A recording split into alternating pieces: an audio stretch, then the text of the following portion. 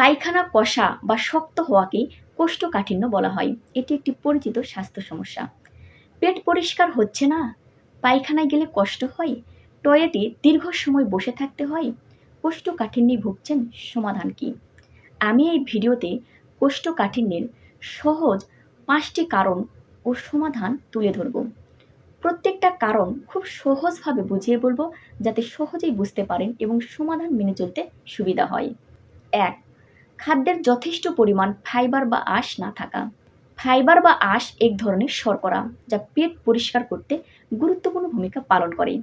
আমাদের পরিপাকতন্ত্রের পায়খানা যেখানে জমা থাকে বা তৈরি হয়, ফাইবার সেখানে স্পঞ্জের মতো কাজ করে।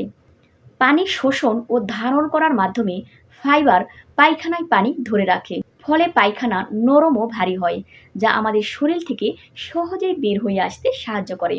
কিছু খাবারে যদি ফাইবার না থাকে, তাহলে পায়খানা শক্ত হয়ে যায়, এতে আমাদের কোষ্ঠকাঠিন্য দেখা দেয়। সমাধান কি? খাবারে ফাইবারের পরিমাণ বাড়াতে হবে। কোন কোন খাবারে ফাইবার পাওয়া যায়? যেমন ডাল, ছোলা, বাদাম, শসা, আপেল, কলা, কমলা ইত্যাদি। প্রায় সব শাকসবজি, ফলমূল এবং অন্যান্য শস্যদানা। দানা জাতীয় খাবারের মধ্যে লাল চাল, লাল আটা। তবে লাল চাল যখন রিফাইন করে সাদা করা হয়, তখন কিন্তু ফাইবারের পরিমাণ কমে যায়। আটার ক্ষেত্রেও তাই। 2. যথেষ্ট পরিমাণ পানি না খাওয়া। পায়খানা নরম করতে আমাদের শরীরে প্রচুর পানির প্রয়োজন। অর্থাৎ পায়খানা আমাদের বৃহদন্ত্রে অর্থাৎ পেটের নাড়িভুঁড়িতে চলাচল করতে পারে পানির কারণে। তাই আমাদের পানি খেতে হবে প্রচুর পরিমাণে।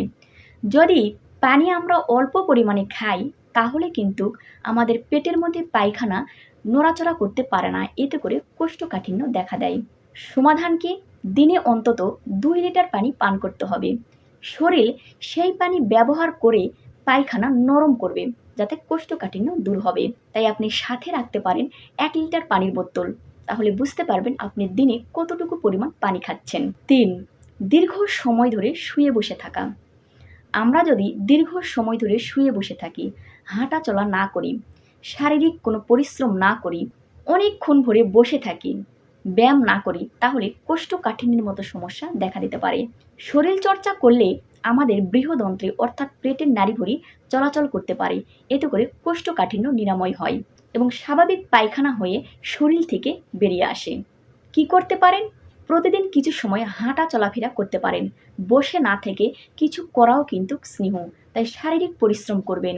আজকে থেকে শুরু করতে পারেন 10 থেকে 15 মিনিট, তারপর আস্তে আস্তে বাড়াতে পারেন। 4. পায়খানার চেপে রাখা।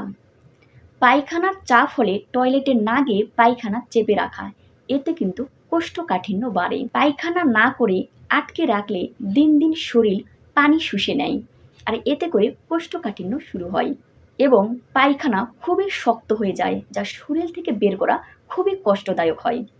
তাই কি করবেন? পায়খানার চাপ হলে দেরি না করে তাড়াতাড়ি টয়লেটে চলে যাবেন। 5. মানসিক চাপ, উদ্বিগ্নতা বা বিষণ্ণতা। আপনি যদি কোনো কারণে মানসিক চাপ, উদ্বিগ্নতা বা বিষণ্ণতায় ভোগেন, তাহলে কোষ্ঠকাঠিন্য দেখা দিতে পারে। কি করতে পারেন? যাতে মানসিক প্রশান্তি আনে এমন কিছু কাজ করবেন।